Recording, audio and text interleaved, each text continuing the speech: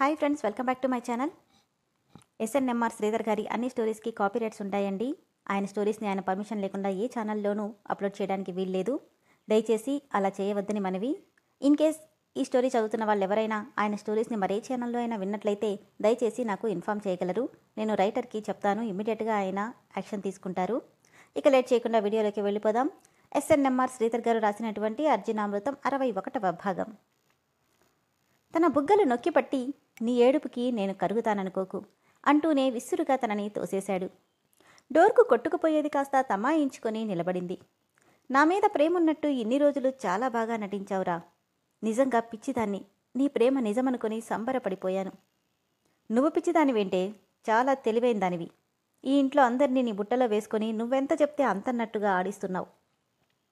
అంత తెలివే ఉంటే నీ ప్రేమ నిజమని ఎందుకు నమ్ముతాన్రా అంటూ ఏడుస్తుంటే, ఏంటే మాటకు ముందు నేను ప్రేమించాను అంటున్నావు? ఏ రోజైనా నిన్ను ప్రేమించానని నేను చెప్పానా? నీకు నువ్వు ఊహించుకున్నావు, నేను దాన్ని నమ్మించాను, అంతే. ఇందులో నా తప్పేంటి? అవును, నీ తప్పేం లేదు, తప్పంతా నాదే అంటూ ఏడుస్తుంటే, చూస్తుంటే నా మీద చాలా ఆశలు పెట్టుకున్నట్టున్నావు. నిన్ను చూస్తుంటే చాలా జాలేస్తుందే. పోనీ ఓ పని చేస్తా. ఏంటన్నట్టుగా చూస్తుంటే దగ్గరికి వస్తూ, నువ్వంటే నాకు అసహ్యం కాబట్టి నిన్నెటు పెళ్లి చేసుకోలేను. కానీ చూడటానికి బాగానే ఉంటావు కాబట్టి లైఫ్ లాంగ్ నాతో ఉండిపో, నీకే కష్టం రాకుండా చూసుకుంటా అంటూనే దగ్గరికి లాక్కున్నాడు. సడన్గా అలా పట్టుకోవడంలో భయపడిపోయి, అర్జున్ వదులు అంటూ గింజుకుంటుంటే ఒక చేత్తో నడు మీద ప్రెస్ చేస్తూ మరో చేత్తో వీపు మీద తడుముతూ, ఎందుకే ఏడుస్తున్నావు? నీకే కష్టం రానివ్వనని చెప్తున్నాను కదా. రేపే నిన్ను నాతో తీసుకెళ్ళిపోతాను అంటూనే బలవంతంగా ముద్దు పెట్టుకోబోయాడు. నోటి దగ్గర చెయ్యి అడ్డం పెట్టి, అర్జున్ వదులు, వద్దు అంటూనే తన నుండి విడిపించుకోవడానికి చూస్తున్నా కనీసం కదల్లేకపోతుంది అమృత. నా గురించి ఎలారా ఇంత నీచంగా ఆలోచిస్తున్నావు అంటూ ఏడుస్తుంటే, ఎలా ఏముందే, ఇష్టం లేకపోయినా ఆడదానివేగా అంటూనే ఇంకొక క్షణంలో ముద్దు పెట్టుకుంటాడనగా అర్జున్ అని గట్టిగా వినిపించిన గొంతుకు ఇద్దరూ తల తిప్పి చూశారు. ఎదురుగా నిప్పులు చెరుగుతున్న రఘురామయ్యని చూసి ఒక్క ఉదుటికి అర్జున్ని వదిలించుకుని ఏడుస్తూ ఆయన్ని చుట్టుకుపోయింది అమృత. ఆయన గొంతుకు ఇంట్లో అందరూ బయటకొచ్చారు. ఏమైందండి? అమలు, ఎందుకమ్మా ఏడుస్తున్నావు? ఏమైందా? ఇదిగో నీ ముద్దుల కొడుకు అర్ధరాత్రి దీన్ని బలవంతం చేయబోయాడు అనగానే అందరూ షాక్తో నోటు మీద చెయ్యేసుకున్నారు. కోపంగా, నీకెంత ధైర్యం ఉంటే నా కడుపున పుట్టి ఇలాంటి పడుపాని చేయబోతావు అంటూ అర్జున్ని కొట్టడానికి చెయ్యెత్తగానే ఆ చేతిని గాల్లోనే పట్టుకుని, ఎందుకంత కోపం? ఓ, దాన్నొక మాట అన్నానా? అయినా నేను అన్న దాంట్లో తప్పేముంది అంటూనే విసురుగా చేతిని తీయించేశాడు. తప్పున్నారా అంటూ అర్జున్ కాలర్ పట్టుకొని కొట్టబోతుంటే అందరూ బలవంతంగా విడిపిస్తున్నా ఆయన వదలట్లేదు. వదిలించుకోవాలని అర్జున్ కూడా ప్రయత్నించట్లేదు. అమృత పరిగెత్తుకుంటూ వచ్చి, వద్దు మావయ్య, వదిలేయ్. నువ్వు వదులమ్మా, వాణ్ణి రోజు చంపకుండా వదలను. నిన్ను ఎన్ని మాటలు అంటున్నాడో.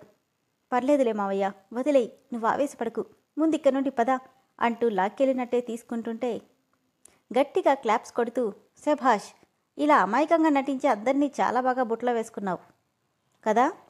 నేనేం చేశాను అర్జున్? ఇంకా ఏం చేయాలి? మా నాన్నకి నాకు మధ్యలో అడ్డుగొడలా తయారయ్యావు కదా. ఎందుకురా ఇలా చేస్తున్నావు? దానితో ఇలా మాట్లాడడానికి నీకు మనసెలా ఒప్పింది? అసలు నువ్వు మా అర్జున్వేనా? మా అర్జున్ ఎప్పుడూ ఇలాంటి తప్పుడు పనులు చెయ్యడు అని జానకి అంటుంటే, ఇలాంటి పని చేశాననే కదమ్మా ఇది నన్ను పంచాయతీలోకి పెట్టి మరీ కొట్టించింది. అది మనసులో పెట్టుకుని పెళ్లి చేసుకోనంటున్నావా? పెళ్ళా? ఎలా అడుగుతున్నావమ్మా మాట? అబద్ధాలు చెప్పి ఊరందరి ముందు నన్నొక చీప్ క్యారెక్టర్గా నిలబెట్టింది. కనీసం తనేం మాట్లాడుతుందో, ఎక్కడ మాట్లాడుతుందో కూడా మర్చిపోయి అంతమంది ముందు శిక్ష అనుభవించేలా చేసింది. అలాంటి దానికి నా జీవితంలో చోటిస్తానని ఎలా అనుకున్నారు? అది కాదురా, అదేదో తెలియని వయసులో చేసింది. దాని మాటలు నమ్మినందుకు మా తప్పు కూడా ఉంది. అప్పుడు జరిగిన దానికి ఇప్పుడు దాన్ని ఇలా సాధించడం కరెక్ట్ కాదు నాన్న. నా మాట విను, అది చాలా మంచిదిరా. మీకు ఇది చాలా చిన్న విషయంలో అనిపిస్తుందేమో, కానీ నా జీవితంలో అదొక మాయని మచ్చలాగే మిగిలిపోయిందమ్మా. అయినా ఏముందని దాన్ని చేసుకోవాలి? చదువు లేదు, డబ్బు లేదు, అందం లేదు, అన్నిటినీ మించి అదంటే నాకు ఇష్టమే లేదు. ఇక పెళ్ళెలా చేసుకొని చెప్పు? అందుకే పెళ్లి చేసుకోను, కానీ నాతో పాటు అంటుండగానే జానకి చేతిలో అర్జున్ చెంప పైలిపోయింది. ఇంకొకసారి దాని గురించి ఇలా మాట్లాడావంటే కొడుకువని కూడా చూడను, జాగ్రత్త. ఇంకా వాడితో ఏంటి జానకి మాటలు? వీడిప్పుడు మన కొడుకు కాదు. రేయ్, ఇప్పుడు చెప్తున్నాను విను. ఏ డబ్బు మతమెక్కి దానితో ఇంత నీచంగా మాట్లాడావో, నీకంటే డబ్బున్నవాణ్ణి, అందగాన్ని, చదువుకున్నవాణ్ణి తీసుకొచ్చి నీ కళ్ళ ముందే అంగరంగ వైభవంగా దాన్ని పెళ్లి చేస్తాను. సర్కాస్టింగ్గా నవ్వుతూ, మంచిది, వీలైనంత తొందరగా ఆ దరిద్రాన్ని వదిలించుకోండి. లేదంటే అసలే అంజలికి కూడా పెళ్లి కుదిరింది. వాళ్ల ముందు ఈ అమ్మాయి ఎవరు, ఇక్కడెందుకుంది అంటూ 1,00,000 ప్రశ్నలు వస్తాయి. వచ్చిన వాళ్ళందరికీ దాన్ని మా మేనకొడలు అది ఇది అంటూ పరిచయం చేయకుండా ఎవరూ లేరని దగ్గరికి తీసామని చెప్పండి. దాని ప్లేస్ ఏంటో వాళ్ళే అర్థం చేసుకుంటారు అని చెప్పి వెళ్ళిపోతూ, అమ్మా ఇంకో విషయం, డబ్బేమైనా కావాలంటే అడగమను. ఎంతైనా పుట్టినప్పటి నుండి ఇక్కడే పడి ఏడుస్తుందిగా, దాని మొహాన పడేస్తాను అని చెప్పి వెళ్ళిపోయాడు అర్జున్. నాన్నా నాన్నా అంటూ వచ్చాడు ప్రవీణ్. బీడీ కాలిస్తూ, ఏంట్రా? నాకు అర్జెంటుగా పెళ్లి చేయి. పెళ్ళా? పెళ్లి చేయవా? ఎందుకు చేయను, చేస్తా. కానీ ఉన్నట్టుండి పెళ్లి మీద గాలేంటి? అదంతా కాదు, నాకు అర్జెంటుగా పెళ్లి చేయి. అర్జెంట్ అంటే ఎట్లారా? ఈ చుట్టుపక్కల ఊర్లకి అతిపెద్ద భూస్వామి నీ నా కొడుకువి నువ్వు. నీకు కాబోయే భార్య అంటే ఎలా ఉండాలి? దేవకన్యలా ఉండాలి. అన్నీ ఒక్కసారిగా అయిపోతాయా? కొంచెం టైం పడుతుంది. నాకెలాంటి దేవకన్యలో అక్కర్లేదు. అమృత కావాలి. తనతోనే నా పెళ్లి జరిపించు. చెప్పుతో కొడతా. అమృతంట అమృత, ఏముందనిరా దానికి? పోయి ఎవడింట్లోనో తలదాచుకుంటున్న దాన్ని పెళ్లి చేసుకుంటానంటావా? అప్పుడే లోపలికి వచ్చిన భాగ్యం, తప్పేముందండి, అమృత బంగారు బొమ్మలా ఉంటుంది. పైగా ఈ ఆస్తంతా తనదేగా. వాడు ఇష్టపడుతున్నాడు, పెళ్లి జరిపిద్దాం.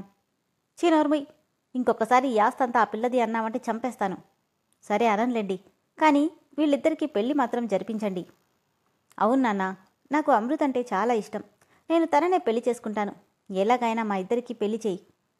చూడు, నాకు ఆ పిల్లని ఈ ఇంటి కోడలిగా తీసుకురావడం ఏమాత్రం ఇష్టం లేదు. పైగా ఆ రఘురాం మేనకోడల్ని కోడల్ని చేసుకోవడానికి ముహూర్తాలు కూడా పెట్టిస్తున్నాడంట. కాబట్టి ఇక దీని గురించి మాట్లాడకుండా ఉంటే మంచిది అని చెప్పి వెళ్ళిపోయాడు చలపతి. ఏంట్రా, ఎప్పుడో వస్తానన్నవాడివి ఇప్పుడొచ్చావు అని అడిగాడు ఆనంద్. ఏం లేదులే, ఇంట్లో ఒక పెద్ద ఇష్యూ. అప్పుడే వస్తూ నేహా కూడా, ఇష్యూనా? ఏంట్రా అది? ఏముంది, నా పెళ్లి గురించి అనగానే నేహా షాక్తో, ఏంటి, నీ పెళ్లి గురించా? కంగ్రాట్స్ రా బావా, ఇంతకీ అమ్మాయి ఎవరు అన్నాడు ఆనంద్. ఇంకెవరు, మా ఇంట్లో ఉందిగా వేస్ట్ క్యాండిడేట్, ఆ అమృత. ఓ, తనా? చాలా పద్ధతి గల అమ్మాయి. అంటే నువ్వు పెళ్లి చేసుకుంటున్నావా అని కంగారుగా అడిగింది నేహా. అంతలేదు, నేను చేసుకోనని చెప్పొచ్చాను. ఎందుకురా? ఎందుకేంట్రా, నాకు అదంటే చిన్నప్పటి నుండి పరమ అసహ్యం. దాన్ని నేనెలా చేసుకుంటాను? పైగా చదువు లేదు, సంధ్య లేదు. చదువు లేకపోతే ఏంట్రా, అమ్మాయి లక్షణంగా ఉంది. పైగా చిన్నప్పటి నుండి నువ్వు చూస్తున్న అమ్మాయి. ఏడిచావులే, దాని గురించి నీకు పూర్తిగా తెలీదు. అంతలా ఏం చేసింది? ఆ రోజు తన ఒంటి మీద పడిన కొరటాల దెబ్బలు కళ్ల ముందు శబ్దం చేస్తుంటే గట్టిగా కళ్ళు మూసుకున్నాడు. ఏమైందిరా? ఏదో ఒకటి, వాడికి ఇష్టం లేదని చెప్తున్నాడు కదా, ఇక నువ్వు నోరు మూసుకున్నందు. అర్జున్, ఎందుకురా అంతలా డిస్టర్బ్ అవుతున్నావు? ఇదిగో ఈ వాటర్ తాగు అంటూ అందించి, ఇప్పుడు చెప్పు, అసలు మ్యాటర్ ఏంటి? నిజంగానే ఆ అమ్మాయి అంటే నీకు ఇష్టం లేదా? దాన్ని చంపేయాలన్నంత కసుందే నాకు. అలాంటి దాని మీద ఇష్టమా? థ్యాంక్ గాడ్ అనుకుని, పోన్లే, ఇష్టం లేదని చెప్పేశావు కదా. అవును, నువ్వేదో ఇంపార్టెంట్ విషయం చెప్పాలన్నావు, ఏంటది? అది ఇక్కడ కాదు, తర్వాత చెప్తాలే. ఓకే, ముందైతే కొత్త ప్రాజెక్ట్ మార్కెటింగ్ ఎలా చేస్తున్నావో ఎక్స్ప్లెయిన్ చేయి. ఓకేనంటూ ఎక్స్ప్లెయిన్ చేయడం స్టార్ట్ చేసింది. 2 రోజుల నుండి ఇంట్లో ఎవ్వరికీ తిండి లేదు. అమృతకైతే గుణపాల్లా గుచ్చుకుంటున్న అర్జున్ మాటలకి ఆ ఇంట్లో కనీసం మంచినీళ్లు కూడా తాగాలనిపించట్లేదు. మొట్టమొదటిగా తను ఈ ఇంట్లో పరాయిది, తన వల్ల ఇక్కడ ఇన్ని గొడవలు వస్తున్నాయి అన్న ఆలోచన కంటి మీద నిద్రకి బదులుగా కన్నీళ్లని కానుగ్గా ఇస్తుంది. అమ్లు, అమ్లు అంటూ సంతోషంగా ఇంటికొచ్చాడు రఘురామయ్య. ఏంటి మావయ్య? నా బంగారు తల్లి, నువ్వు చాలా అదృష్టవంతురాలివమ్మా. ఏంటండి ఇంత సంతోషంగా ఉన్నారు? నిజంగా సంతోషమే జానకి. మన అమృతకి ఓ సంబంధం వచ్చింది. అబ్బాయి పెద్ద డాక్టర్, బాగా ఆస్తిపరులు, రేపే చూసుకోవడానికి వస్తున్నారు అనగానే ఈ మాటలు విన్న అమృత స్తబ్దుగా నిలబడిపోయింది. నాకు మరొకరితో పెళ్ళా అనుకుంటూ. అవునమ్మా, నిన్ను చూసుకోవడానికి రేపు పెళ్లివాళ్ళు వస్తున్నారు. అబ్బాయి ఏం చేస్తుంటాడో తెలుసా? బెంగళూరులో పెద్ద డాక్టర్. అతనికి చదువుకున్న అమ్మాయి కంటే పద్ధతిగా ఉన్న అమ్మాయి కావాలంట. నీ ఫోటో చూడగానే ఒప్పుకున్నారు. ఆశ్చర్యంగా, ఏంటండి మీరనేది? నిజంగానే అమ్ములకి వేరే సంబంధం చూస్తున్నారా? చూడక పెళ్లి చేసుకోను, కావాలంటే ఉంచుకుంటాను అన్న నీ కొడుకు కాళ్ల మీద పడి బతిమాలాలా? వాడు చేసుకోకపోతే నా బంగారు తల్లికి పెళ్లి కొడుకే దొరకడనుకుంటున్నావా? చూస్తూ ఉండు, వాడి కళ్ళ ముందే దాని పెళ్లి వైభవంగా చేస్తాను. అది కాదండి, మీరేదో కోపంలో ఉన్నారనుకున్నాను. వాడేదో కోపమా? వాడిది కోపం కాదే, డబ్బు మదం పట్టి కొట్టుకుంటున్నాడు. ఎంత కోపమున్నా వాడి కళ్ళ ముందు పెరిగిన దాన్ని అంత దారుణంగా మాట్లాడు. వాడెక్కడి నుండి వచ్చాడో ఆ మూలాన్నే మర్చిపోయాడు. అలాంటి వాడితో దాన్ని పెళ్లి చేసి దాన్ని గొంతు కోయడం కంటే బయటి సంబంధం చెయ్యడమే మేలు. రేపే పెళ్లి వాళ్ళు వస్తున్నారు. వాళ్లకు నచ్చితే రేపే తాంబూలాలు కూడా మార్చుకోవాలనుకుంటున్నాను. 8 ఏళ్ల నుండి అర్జున్ మీద పంచప్రాణాలు పెట్టుకుంది అమృత. అవన్నీ ఇప్పుడు పేకమెల్లలా కూడిపోతుంటే, కానీ మావయ్య, నాకు ఎవరితోనో పెళ్ళేంటి? తెలుసో తెలియకో నిన్న రాక్షసుడికిచ్చి పెళ్లి చేస్తానని నీలో లేనిపోని ఆశలు పెంచాను. దానిలో ఇలా సర్దిద్దుకుంటానమ్మా. నా మాట వినమ్మా. ఈ పెళ్లి చేసుకుంటే నీ జీవితం బాగుంటుంది. నేను పెంచినందుకు నిన్నొక అయ్య చేతిలో పెడితే నా బాధ్యత తీరుతుంది అని కన్నీళ్లతో అంటుంటే ఇంకేం మాట్లాడలేకపోయింది అమృత. నీ ఇష్టం మావయ్య అనేసింది. నా బంగారం అంటూ నుదుటి మీద ముద్దు పెట్టుకున్నాడు. ఉన్న నగలన్నీ పెట్టి అమృతని బంగారు బొమ్మలా రెడీ చేస్తుంటే ప్రాణం లేని బొమ్మలా స్తబ్దుగా చేయించుకుంటుందే తప్ప తనలో ఎలాంటి చలనం లేదు. అబ్బాయితో పాటు వాళ్ళ తల్లిదండ్రులు, బంధువులు కలిపి 5-6 మంది దాకా వచ్చారు. ఎంత పంతంతో అమృతకి పెళ్లి చేయాలనుకున్నా నిన్నటిదాకా తన కొడుకు భార్యగా అనుకొని అమృతని ఇప్పుడు మరొకరి పక్కన చూడాలంటే కళ్ళల్లో బాధ పొంగుకొస్తుంది రఘురామయ్యకి. అమ్మయ్య, ఈ దెబ్బతో ఈ అమృత నా ఇంట్లో నుండి వెళ్ళిపోతే ఇంటికి పట్టిన శని సగం వదిలిపోతుంది. శ్రీరామచంద్ర ప్రభు, ఈ సంబంధం ఎలాగైనా కుదుర్చేలా చూడు అనుకుంటుంది యశోదమ్మ. మా అమ్మాయిని చెప్పడం కాదు, కానీ తనలాంటి అమ్మాయిని మీరెక్కడా చూసుండరు.